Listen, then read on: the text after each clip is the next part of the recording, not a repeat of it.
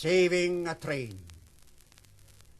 'Twas in the year of 1869, and on the 19th of November, which the people in southern Germany will long remember, the great rainstorm, which for 20 hours did pour down, that the rivers were overflowed, and petty streams all around. The rain fell in such torrents as had never been seen before, that it seemed like a second deluge. Mighty torrents of war. At 9 o'clock at night, the storm did rage and moan, when Carl Springle set out on his crutches, all alone, from the handsome little hut in which he dwelt, with some food to his father, for whom he greatly felt, who was watching at the railway bridge, which was built upon a perpendicular rocky ridge. The bridge was composed of iron and wooden blocks, and crossed over the Devil's Gulch, an immense cleft of rocks, 200 feet wide and 150 feet deep, and enough to make one's flesh to creep. For beneath the bridge a mountain stream did boil and rumble, and on that night did madly toss and tumble. Oh, it must have been an awful sight to see the great cataract falling from such a height. It was the duty of Carl's father to watch the bridge on stormy nights and warn the oncoming trains of danger with the red lights. So, on this stormy night, the boy Carl hobbled along slowly and fearlessly upon his crutches, because he wasn't strong. He struggled on manfully with all his might through the fearful darkness of the night, and half blinded by the heavy rain, but still resolved the bridge to gain.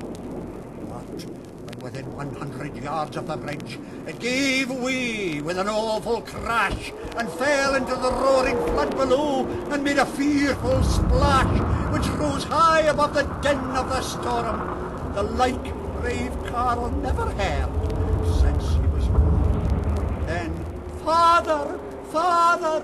cried Carl in his loudest tone.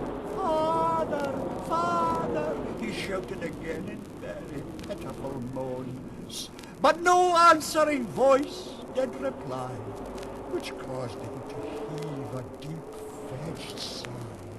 And now to brave Carl the truth was clear, that he had lost his father dear, and he cried, "My poor father's lost and cannot be found.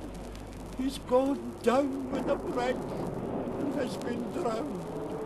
But he resolved to save the oncoming train, so every nerve and muscle he does strain, and he trudges along dauntlessly on his crutches, and tenaciously to them he clutches, and just in time he reaches his father's car to save the oncoming train from afar. So he seizes the red light and swings it round, and cries with all his might, "The bridge is down! The bridge is down!"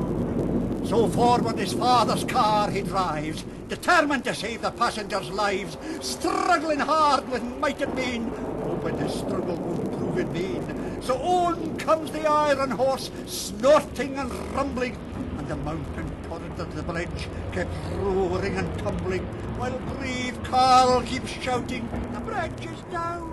The bridge is down!" He cried with a pitiful wail and sound. But, thank heaven, the engine driver sees the red light that Carl keeps swinging round his head with all his might. But bang, bang goes the engine with a terrible crash, and the car is dashed all to smash. But the braking of the car stops the train. Poor Carl's struggle is not in vain, but, poor soul, he was found stark dead, crushed and mangled from foot to head. And the passengers were all loud in Carl's praise, and from the cold, wet ground they did him raise, and tears for brave Carl fell silently around, because he had saved 200 passengers from being drowned. In a quiet village cemetery he now sleeps among the silent dead in the south of Germany, with a tombstone at his head, erected by the passengers he saved in the train, and which, to his memory, will long remain.